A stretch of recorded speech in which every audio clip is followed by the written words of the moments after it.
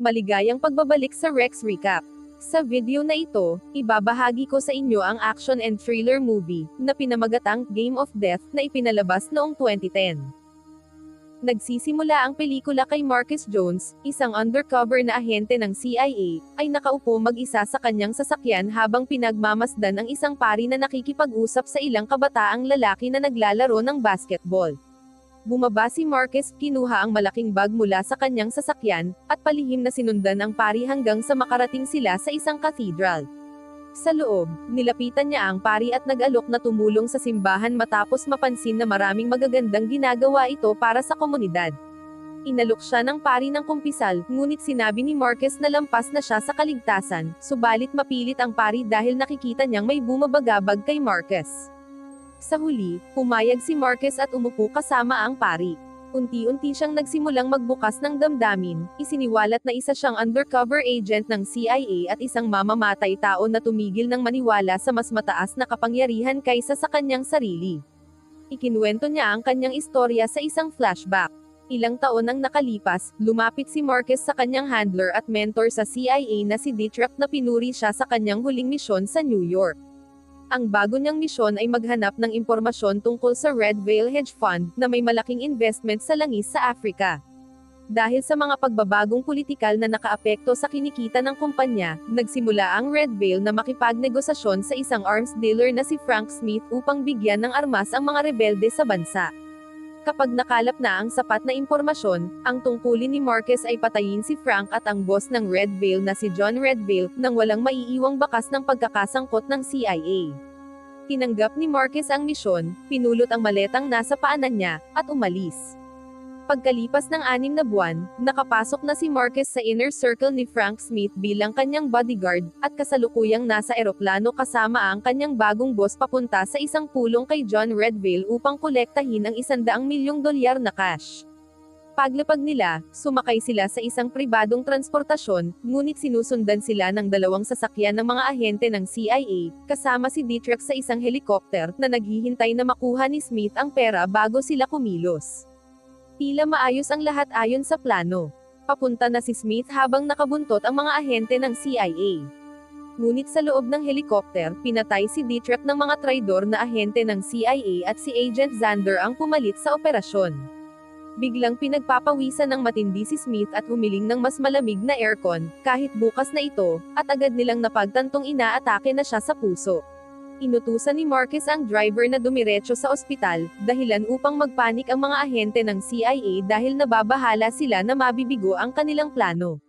Naabutan ng mga ahente ang sasakyan ni Marcus at nagpasya silang salakayin ito. Nagtagumpay silang barilin at mapatay ang driver.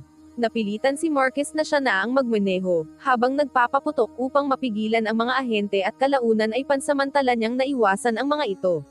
Nakarating sila sa ospital at agad na isinugod si Smith para gamutin. Naiwan si Marcus sa lobby, kung saan nakilala niya si Dr. Brown, na nangakong aalagaan si Smith. Sa labas ng ospital, dumating ang mga ahente ng FBI at nagsimulang pumwesto, habang sina Zander at isang babaeng ahente ay lumapag sa bubong.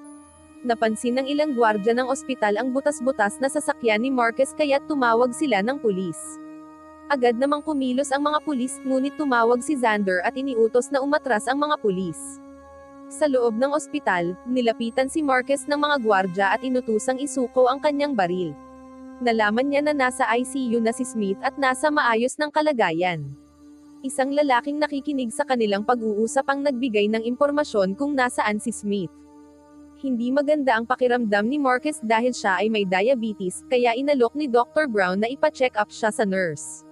Makalipas ang ilang sandali, dumating ang nurse at dinala si Marcus sa isang examination room. Pagkaalis niya, agad pumasok sa lobby ang ahenteng kanina pa siya pinagmamasdan. Napansin ng mga gwardya ang ahente at sinundan ito sa isang kwarto, ngunit binaril at pinatay sila ng ahente. Habang ginagamot si Smith, si Marcus naman ay inaalagaan ng nurse na nagsimulang mag-flirt sa kanya dahil hindi pa raw siya nakakadate ng isang bodyguard. Pagkatapos ng gamutan, biglang pumasok ang CIA assassin at pinagbabaril sila. Napatay ang nurse, ngunit mabilis na nakatakas si Marcus. Hinanap siya ng ahente sa buong palapag, ngunit tinambangan siya ni Marcus at mabilis itong napatay. Pagkatapos, nagtungo siya kay Smith. Dumating siya sa elevator ngunit masyadong matagal ito, kaya nagpa siya siyang gamitin ang hagdan. Hawak ang baril, umakyat siya ng hagdan habang alerto sa kanyang paligid. Habang tumatakbo siya, nakasalubong niya ang isa pang ahente ng CIA. Nagpalitan sila ng putok sa hagdanen pero nakatakas si Marcus patungo sa psychiatric ward. Sa paghahanap ng daan palabas, napunta siya sa isang silid ng mga baliw, at isang batang babae ang nagturo sa kanya ng lagusan palabas sa pamamagitan ng isang vent. Habang naghahanda si Marcus na umakyat, may isa pang ahente ng CIA na tumalon pababa at umatake sa kanya. Ngunit mas mabilis at mas malakas si Marcus, kaya't madali niyang natalo ang kalaban at tinapos ito sa isang malakas na sipa sa leeg. Samantala, hindi pa rin nakatanggap ng ulat si Xander mula sa ahenteng pinapapunta niya kay Marcus, kaya't ipinadala niya ang babaeng ahente upang silipin ang sitwasyon. Bumaba ito sa hagdanen, habang si Xander at ilan pang mga ahente ay puwersahang pumasok sa silid ni Smith at iginiit na isuko ito. Tumanggi si Dr. Brown, ngunit tinutukan siya ni Xander ng baril at sinabi kay Smith na sasama ito sa kanila. Nakarating si Marcus sa palapag ng silid ni Smith, dahan-dahan na lumalakad habang nakahanda ang kanyang baril. Ipinilit ni Xander kay Brown na bigyan si Smith ng adrenaline para makagalaw ito. Tumanggi si Brown sa una dahil ikamamatay ito ni Smith, ngunit tinatakot siya ni Xander na papatayin siya kung hindi siya susunod. Habang papalapit si Marcus, nakasalubong niya ang babaeng ahente ng CIA at nagpalitan sila ng putok habang nakatago. Ang pangalan ng babae ay Floria, at tinawag siya ni Marcus. Sinabi nito na may pagbabago sa plano dahil patay na si Dietrich. Gusto niyang makipag-usap pero hindi nagtitiwala si Marcus. Sa loob ng operating room ni Smith, nakumbinsi ni Brown si Xander na tapusin muna niya ang kanyang proseso kung gusto niyang mailabas ng buhay si Smith. Binigyan siya ni Xander ng 30 minuto at binaril ang isa sa mga assistant ni Brown bilang babala. Nagtanong si Marcus kung ano ang nangyayari dahil siya dapat ang namumuno sa misyon, pero sinabi ni Florian na binago na ni Xander ang plano, kukunin nila ang pera at aalis. Inalok siya ni Florian na sumama o mamatay, pero tinanggihan ni Marcus ang alok. Bigla siyang sumugod gamit ang isang cabinet bilang panangge sa mga bala at tumakbo. Hinabol siya ni Floria habang sinasabing ang $100 milyong ay makakapagbago sa buhay niya at hindi siya makakatakas ng buhay. Habang nagsasalita si Floria tungkol sa bulok na sistema at sa wakas ay makukuha na rin nila ang gantimpala, biglang bumukas ang pinto sa tabi ni Marcus, isang maintenance worker ang dumating at nakatakas siya. Nagkaroon ng putukan habang tumatakbo sina Marcus at Floria sa mga pasilyo ng ospital. Patuloy pa rin ang panunukso ni Floria sa kanya at sinasabing sumama na siya sa kanila. Halos mahuli na siya ni Floria nang makarating siya sa isang saradong pinto, pero nakatakas si Marcus at nagtago. Pagkatapos, binaril niya ang isang fire extinguisher malapit kay Floria, dahilan upang makalusot siya at pinabagsak ang isa pang ahente bago makasakay ng elevator. Nakapatay pa siya ng isa pang ahente ngunit bigla siyang sinunggaban ng isang malaking lalaki. Halos matalo siya, kaya kinailangan niyang labanan ng mano-mano ang lalaki at bugbugin hanggang sa mapatay niya ito sa pamamagitan ng pagbali sa leeg nito. Bago pa siya makatayo, tinutukan na siya ni Florian ng baril habang nakangiti. Pinilit siyang sumama sa operating room ni Smith kung saan sinalubong siya ni Xander nang walang pakialam. Tinukso ni Xander si Smith, sinabing hindi siya masasalbo ng kanyang bodyguard dahil si Marcus ay isang ahenteng nakatalaga ng CIA upang pabagsakin siya. Humarap si Xander kay Marcus at may pangungot siyang inamin na siya ang pumatay kay Dietrich dahil alam niyang mahalaga ito sa kanya bilang mentor. Nangako si Marcus na papatayin niya si Xander. Pagkatapos ay sinapok siya ni Floria at nawalan siya ng malay. Pagod na si Xander sa paghihintay at inutusan si Brown na ilagay si Smith sa wheelchair, pagkatapos ay sinabing sumama ito sa kanila para mapanatiling buhay si Smith. Umalis ang mga ahente kasama si Smith, at pinatay ni Xander ang huling nurse bago lumingon kay Marcus para patayin siya. Ngunit bumulagta sa kanyang isipan ang mga alaala ng kanilang mga misyon at ang maraming beses na iniligtas siya ni Marcus, kaya napigilan siya. Sa kasalukuyan, ipinapaliwanag ni Marcus sa pari na hindi siya humihingi ng kapatawaran, dahil sa palagay niya mas magiging mabuting lugar ang mundo kung wala ang mga taong kagaya niya. Ayaw na niyang ubusin ang oras ng pari, ngunit gusto niyang malaman kung ano ang nangyari kina Xander at sa grupo. Makikita nating nagkita muli sina Xander, Floria, Smith, at Brown at sabay-sabay silang sumakay sa elevator. Nakalabas sila ng ospital at sumakay sa isang van bago tumakas. Tumawag si Xander upang iulat ang nangyaring pamamaril sa ospital, sinasabing si Marcus ay isang mamamatay tao at armado't mapanganib. Habang nagmamaneho, tumawa si Smith at sinabing patay na rin si Xander mula nang pagtaksilin niya ang Red Veil. Ang layunin ni Xander ay ang pera ng Red Veil pero ang Red Veil ay tungkol sa kapangyarihan at kontrol, at handa itong durugan si Xander. Pero hindi niya sineseryoso ang banta. Nagising si Marcus sa sahig ng ospital na katabi ang patay na nurse at paika-ikang lumabas ng silid. Dumaan siya sa hagdanan, hawak ang kanyang baril, hanggang sa makalabas siya at makita ang isang ambulansyang nakaparada. Agad niya itong ninakaw. Samantala, dumating sina Smith, Xander, at ang iba pang mga ahente sa punong tanggapan ng Red Veil sa Wall Street. Si Smith ang pumasok at humiling na makausap si Ginoong Red Veil. Habang nagaganap ito, mabilis na pumunta si Marcus sa opisina ng Red Veil, pinapaharurot ang ambulansya. Napansin ng assistant ni Red Veil ang kondisyon ni Smith pero sinabi ni Xander na siya ang kumakatawan dito para tapusin ang kasunduan. Kaagad na inalerto si Red Veil at lumabas upang salubungin si Smith, ngunit naghihinala siya kay Xander at sa mga ahente. Nang magsalita si Xander para kay Smith, sinabi ni Red Veil na hindi ito magandang panahon, pero iginiit ni Xander na kailangang matapos ang kasunduan ngayon din. Tumanggi si Red Veil at tahasang sinabi kay Xander na hindi niya ito pinagkakatiwalaan. Habang tumitindi ang tensyon, kapwa bumunot ng baril ang mga ahente at si Red Veil. Hiniling ni Xander ang bahagi ni Smith sa pera. Nagtanong si Red Veil kung sang-ayon si Smith, ngunit hindi ito sumagot, kaya muling tumanggi si Red Veil. Binalaan niya si Xander na pag-isipang mabuti ang kanyang gagawin dahil wala siyang ideya kung gaano siya makapangyarihan, at nangakong hahanapin ang bawat pamilya nila kung susuwayin siya. Pero hindi natakot si Xander. Ibinunyag niya na may hawak na ebidensya ang mga tao niya tungkol sa lahat ng ilegal na transaksyon ng Red Veil, at sa huli, inamin niyang siya ay isang ahente ng CIA. Napilitang umatras si Red Veil pero binaril ni Xander ang kanyang gwardya dahil ayaw niyang may mga hindi kailangang saksi. Inutusan naman ni Red Veil ang kanyang assistant na tumawag sa vault upang maghanda ang mga gwardya. Pagkaalis nito, binaril din siya ni Xander. Sumakay sila sa elevator, at inalok ni Red Veil na magtrabaho sila para sa kanya. Ngunit tumanggi ang mga ahente. Pagdating sa vault, mabilis na pinatay ni Xander ang 3 gwardya. Sa huli, narating nila ang vault kung saan ipinakita ni Red Veil sa kanila ang $100 milyong. Muling nagtanong siya kung papayagan ni Smith ang mga ahente na kunin ang lahat ng kanyang pera.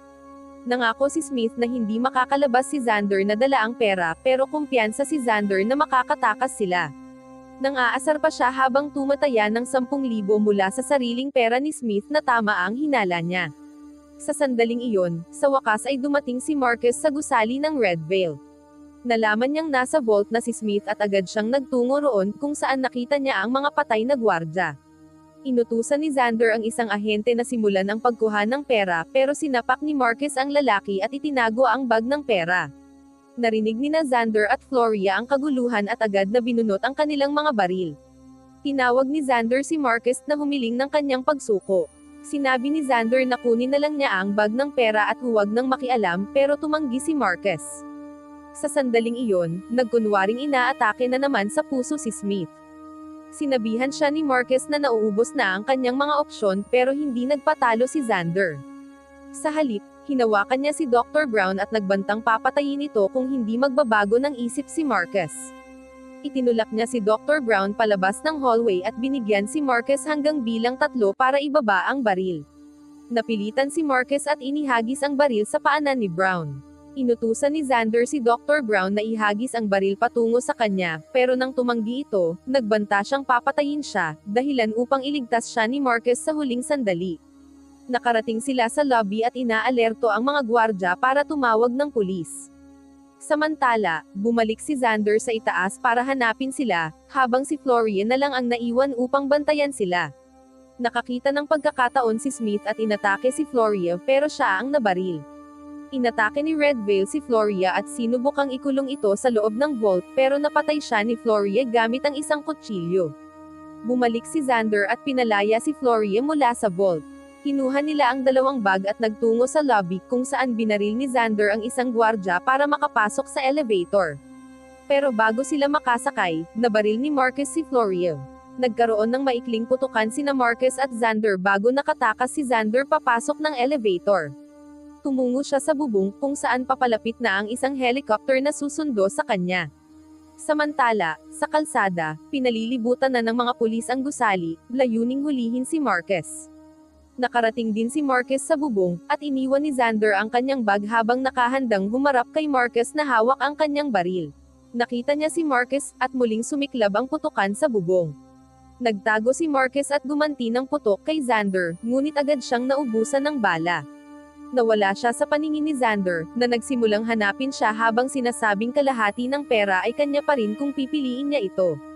Habang papalapit si Xander, nagawang-agawan siya ni Marcus ng armas.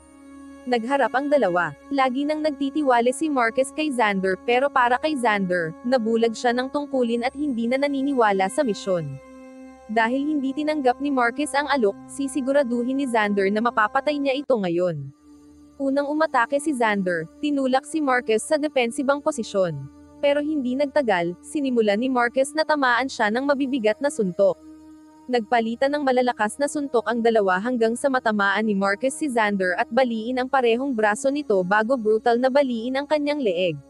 Nakarating sa gusali ang mga pulis na datnan ang bangkay pero walang bakas ni Marcus. Natagpuan nila si Xander na patay sa bubong at agad itong iniulat. Sa lobby, galit na galit ang kapitan. Ipinakita niya kay Brown ang litrato ni Marcus, ngunit sinabi nitong si Marcus mismo ang nagligtas sa kanya. Makikita si Marcus na naglalakad palayo, naglalaho sa gitna ng mga tao habang dala ang bag ng pera. Bumabalik ang kwento sa simula, kung saan nakaupo si Marcus sa tabi ng pari na humahanga sa kanyang kwento.